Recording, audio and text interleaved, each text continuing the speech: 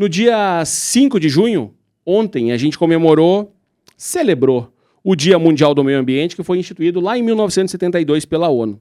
A importância da data é criar uma postura crítica e ativa em relação aos problemas ambientais existentes no planeta. E também destacar a importância da preservação dos recursos naturais. E para falar um pouco mais sobre esse tema, a gente está recebendo aqui no estúdio o professor do programa de pós-graduação, mestrado e doutorado em tecnologia ambiental aqui da Unisc, Eduardo Lobo, seja bem-vindo. Também conosco o aluno, o mestrando... Doutorando. Bruno Deprá. Bem-vindos ao plantão. Obrigado pela participação de vocês. Muito obrigado. Eu vou começar perguntando... É um prazer estar aqui. Muito obrigado, professor. Vou começar perguntando sobre essa catástrofe que a gente viveu, né? A gente ainda contabiliza os prejuízos, tudo que a gente está vivendo. Mas existe alguma maneira da gente ter prevenido ou diminuído essa catástrofe toda? Era possível fazer isso? Bom, a sua pergunta ela é complicada, sim? Ela é complexa, melhor, né? Porque requer vários pontos de vista. O primeiro e mais importante é ajudar as pessoas que estão sofrendo.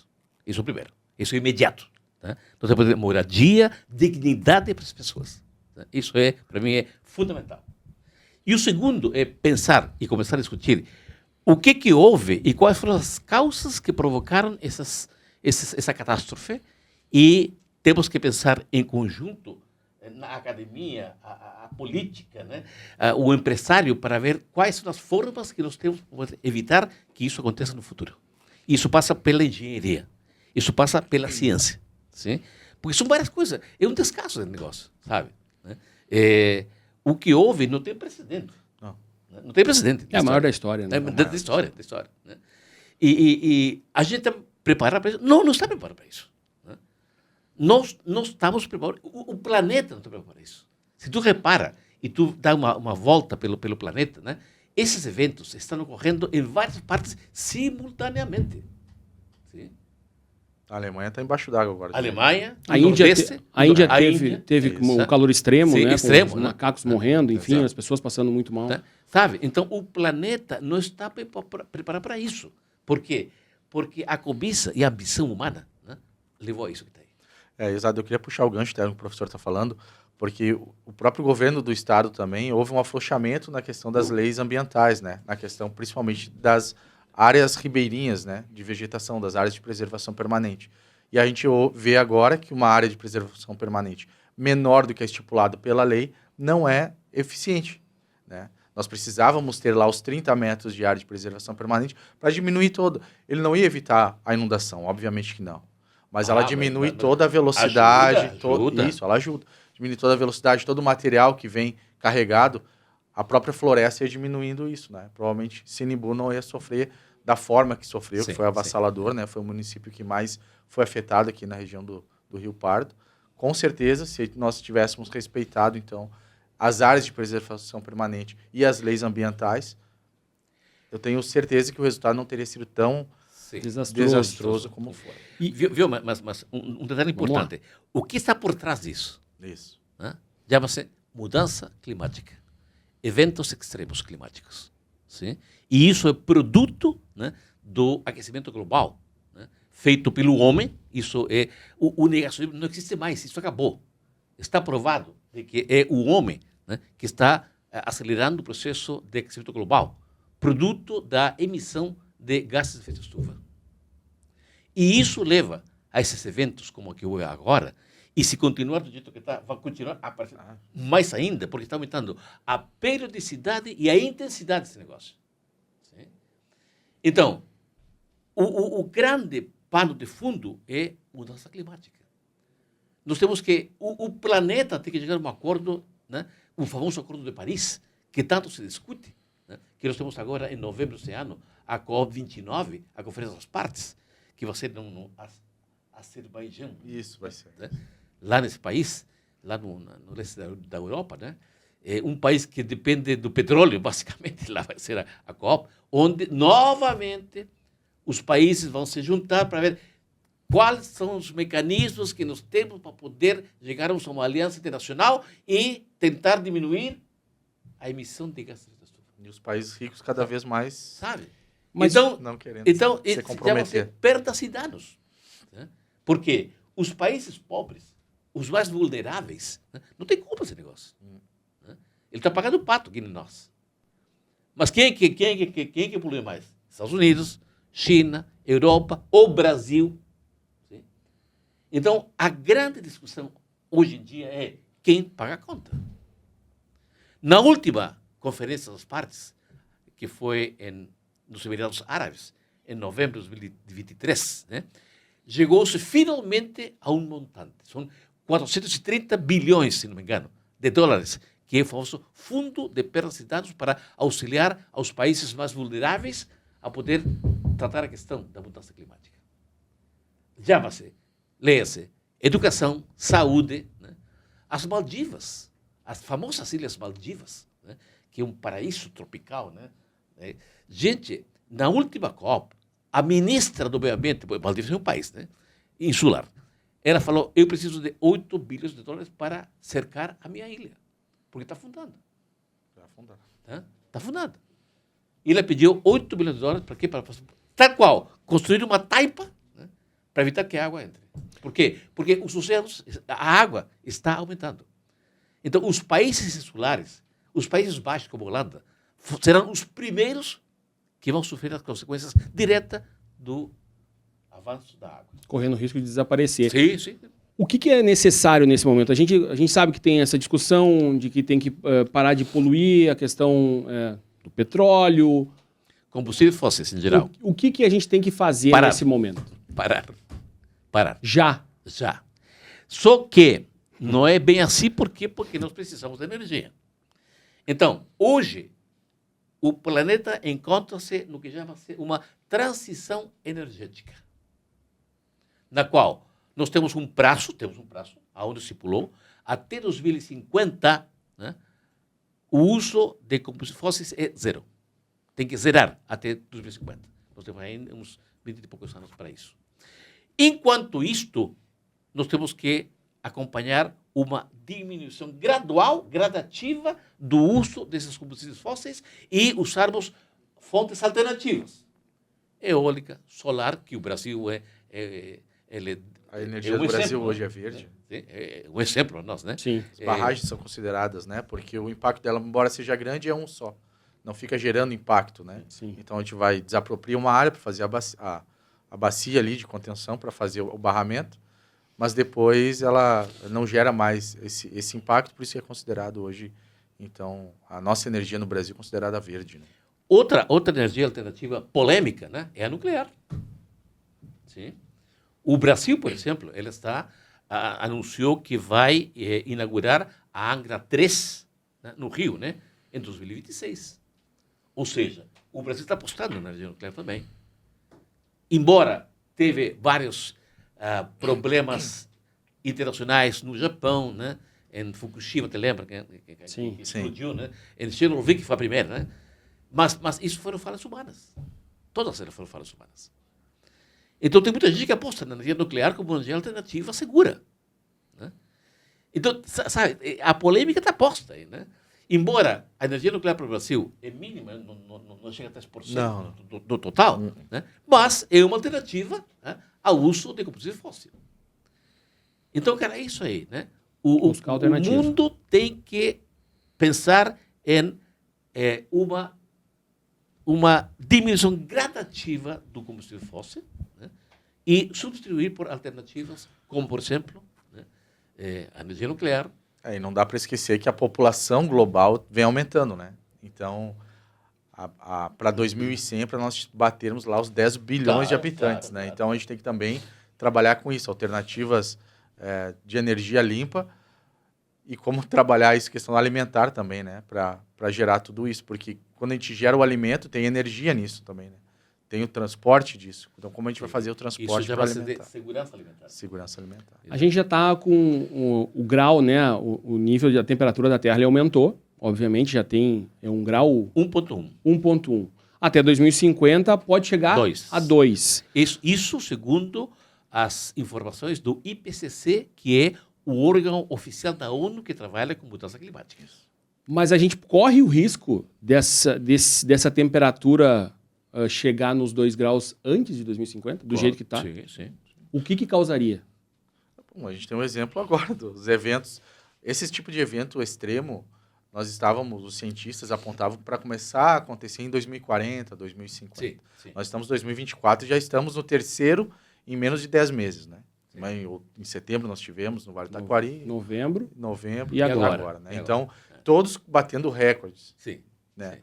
Então, a gente estava ontem num evento científico e a professora pesquisadora apontou a paisagem que o Jacuí, ali, a bacia do Jacuí apontou, remonta a 120 mil anos da inundação, ou seja, era uma outra era geológica, né? Nós nem estávamos aqui ainda. Então, imagina o tempo de retorno, o que a gente está fazendo no planeta, né? Então, a gente está, com certeza, tudo que os cientistas apontavam para 2050 estão acontecendo antes. Agora. Né? Então, as medidas que nós deveríamos ter tomado, ou teremos que tomar, já deveria estar tomando agora. Pois é, e nós temos a COP29 agora, né? No final do ano, na qual se espera que o fundo tal de perdas e danos, aquele que me referi, vai se trabalhar a operacionalização. Ou seja, como é que os países vão ter acesso a esse fundo. Essa vai ser a grande discussão dessa COP. E no ano que vem, nós temos a COP30, no Brasil, Belém do Pará. Belém do Pará. Isso aí. Tá? Então, eu estou convocando todos os meus alunos, né? Eu vou com de peso, a gente vai lá, vamos morar com toda a turma de mestrado e doutorado, porque eu quero que a gente vai lá e levarmos as experiências nossas, né? Temos experiências boas, né? Em termos de, por exemplo, preservação de recursos naturais. Nós trabalhamos muito aqui com o Círculo Verde, que é o nosso patrimônio natural aqui da cidade. Eu tenho meus alunos, o Bruno, por exemplo, um deles, né? Que trabalha com captura de carbono no Círculo Verde, por exemplo. Então, eu vou levar a minha turma em peso. Vamos de olho, não interessa. Vamos. A gente vai. Vamos lá. Aí. A gente vai. Porque é importante que a Unisc e o PPGTA façam parte desse evento que vai ser um marco na história do Brasil. Que vai ser a COP aqui. Professor, toda essa produção de conhecimento do programa de pós-graduação em tecnologia ambiental, a gente sabe da importância dele, mas como é que vocês trabalham também para que chegue na comunidade em geral? O trabalho também, eu sei que vocês fazem um trabalho com as escolas, esse trabalho já começar a fazer com que as crianças entendam a importância de tudo isso que a gente está vivendo, porque as crianças replicam muito isso em casa, com os familiares. Muito boa a tua colocação. Nós temos 3 formas de disseminar o conhecimento. Né? Nós temos a forma mais, digamos, acadêmica, que é feita através de teses, dissertações, publicações científicas, né? Eventos científicos, congressos, enfim, que é onde a gente expõe aos nossos pares o conhecimento que foi adquirido e trabalhado durante um tempo X. A outra grande fonte de divulgação é exatamente a extensão comunitária. E aí, nosso grupo é muito forte nisso, porque eu faço questão de levar todo o grupo, né? A gente vai nas escolas e leva o conhecimento às escolas, às crianças, para que eles saibam o que nós temos. O ano passado, Bruno, me lembro, foram 15 escolas. 15 escolas que a gente visitou, né? Públicas e privadas, não interessa, né? Tem convite, vamos lá, de graça. Mais de 1.000 crianças a gente trabalha. De graça. E a gente leva, principalmente, a questão da biodiversidade, flora e fauna do Cinturão Verde, que ela é fabulosa, maravilhosa, bonita. E nós temos tanto bicho, né, que a gente desconhece, cara. Né? O nosso bicho maior aqui, que é a estrela, é o graxaim. Então, tu mostra, nós temos armadilhas fotográficas, sabe? São câmeras fotográficas Sim. que a gente monta no mato, né?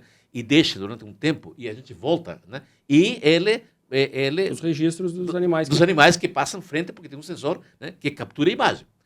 Cara, nós temos aí a jaguatirica, temos mão graxaí, pelada. mão pelada, macaco. O que temos de flora e fauna, cara, é maravilhoso.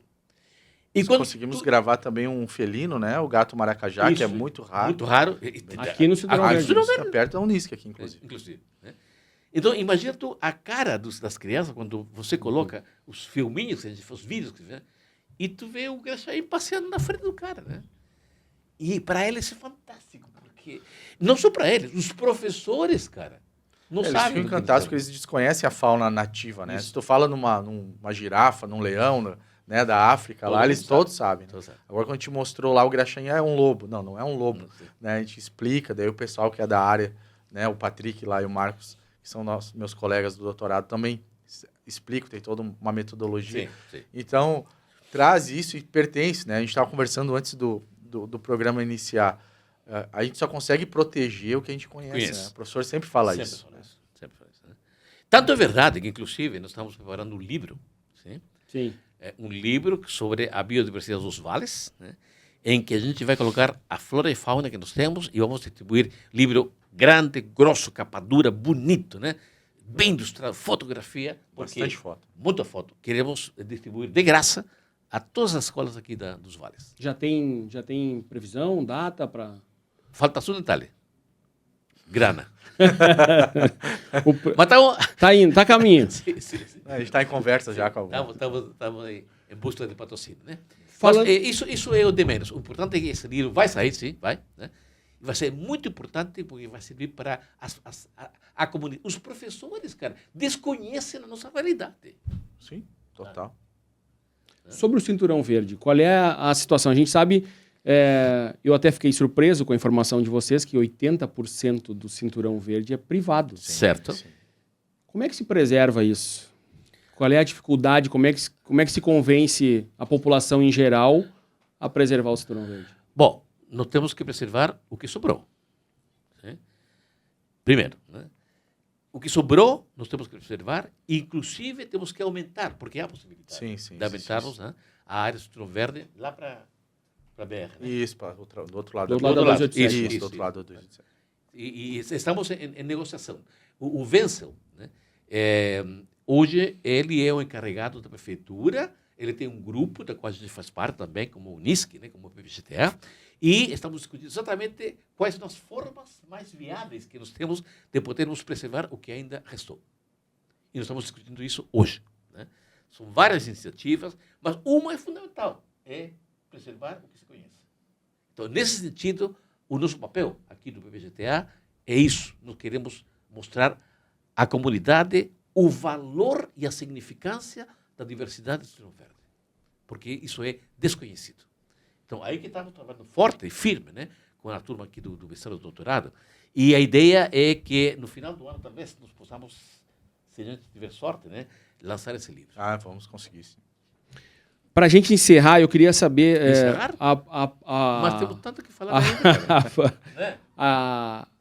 A questão da ciência, professor. A gente está discutindo, a gente está vendo que esses eventos climáticos eles vão continuar acontecendo, talvez numa Se a tendência for mantida, vai velocidade até... aumentar a periodicidade, mais frequência, e a intensidade, mais violentos.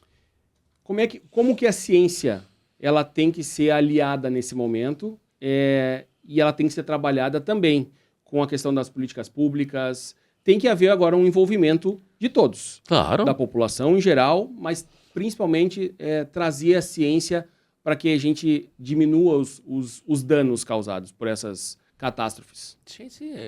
É política pública, é pensar melhor. Você não pode utilizar a borda do rio para a urbanização. Isso é dito há muitos anos, né? Não é de agora. Isso aí é do rio, não é da gente. Só que a gente ocupa essa área de forma irresponsável. Quando tem uma inundação, o rio naturalmente ocupa a sua área à margem do rio. Então, isso aí é política pública, cara. Esse pessoal tem que sair daí, nós temos que ter moradia para eles, de graça. Né? Minha Casa Minha Vida, por exemplo, né? É um sistema que deve funcionar nesse sentido. Mas nós temos que ter políticas públicas que pensem melhor, né? A urbanização da cidade. Sim. Nós temos que ter, por exemplo, o planejamento da mata ciliar dos rios. Né? Fundamental. Fundamental. Nós não temos. Né? Tem trechos do Pardinho que a lavoura vai até a borda. Não pode, cara. E tem. Tem muitos. Tem. Sabe? Ou Na tinha, borda. né? Agora ela Bom, levou embora. tinha, né? Sabe? Então, nós temos muita participação de engenheiros, biólogos, ambientalistas, políticas públicas. Tudo isso agora está na mesa. Sim. Está na mesa. Eu acho que agora esse é o momento de sentar, né? Todos sentar, a academia sentar, poder público, empresas, né, que são necessárias também, é da onde vem o recurso muitas vezes, não só do Estado. Claro. Ouvir também a população, que a população está dentro daquele município há muitos anos, então eles conhecem também a área, isso a gente tem que respeitar também. Mas a informação, a tecnologia vem das universidades também, né? Então a gente conseguir fazer esse trabalho em conjunto, que eu acho que a gente tem esse potencial, principalmente aqui na região dos vales, né? Não falando só do Vale do Rio Pardo, mas Taquari também, que a população sempre foi muito de trabalhar em conjunto, né? A força da população sempre foi o conjunto.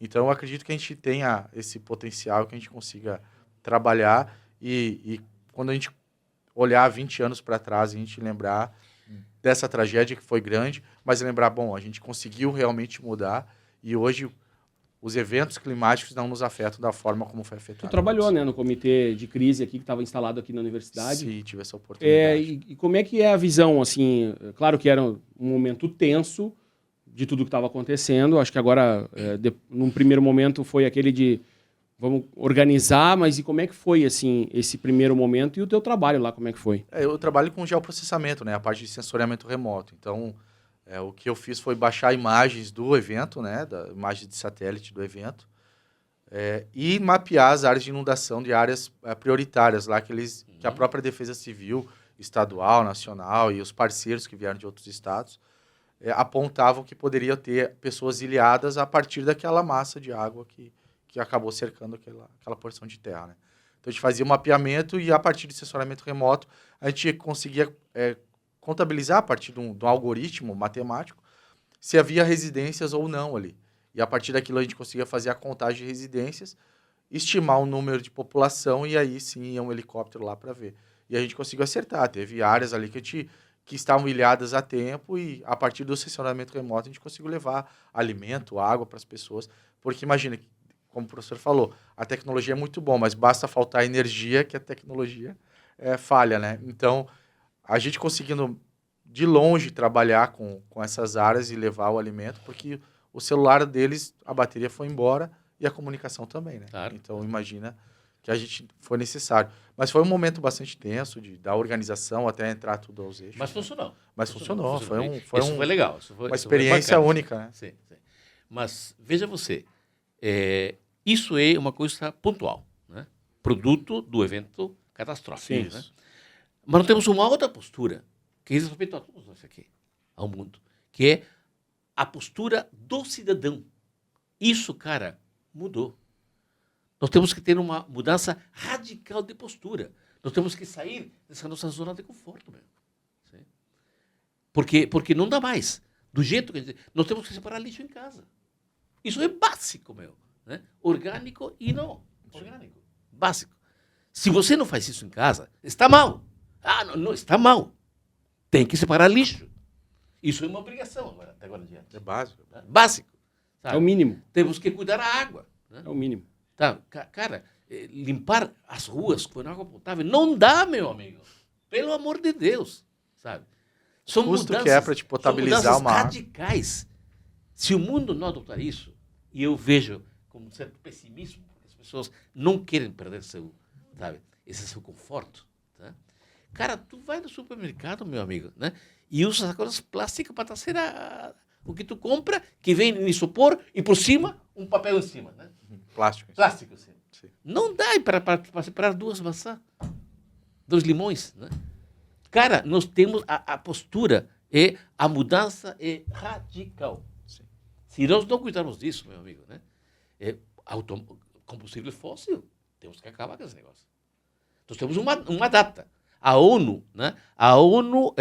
Ofertou o ano de 2050 como o prazo máximo para acabar com os combustíveis fósseis. Uso. Sim?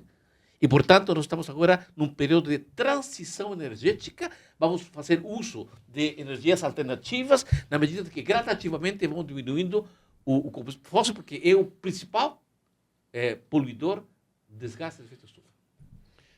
Gente, a gente poderia ficar a tarde inteira aqui. Sim. Agradeço a participação de vocês, o tempo de vocês por terem vindo aqui conversar conosco. É muito importante e a gente sabe que uma mudança ela precisa acontecer agora para que a gente consiga se preparar e estar preparado para o que vem pela frente e também para mudar. Conscientização, acho que é a palavra principal aí para a gente ter ao longo dos próximos o anos. despertar de uma consciência ambiental, né? Isso a gente tem que plantar em todos. Aí a gente, Cada um talvez fazer consiga. sua parte. Verdade. É isso aí.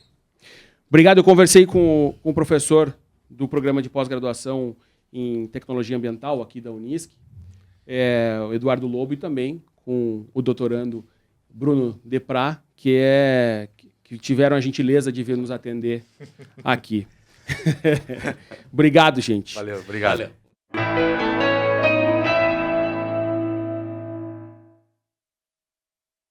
Se você está nos acompanhando no YouTube da Unisc TV, não se esqueça de se inscrever no canal, ativar o sininho para receber nossas notificações e, claro, seguir nos acompanhando também nas outras plataformas, como Instagram e o Facebook.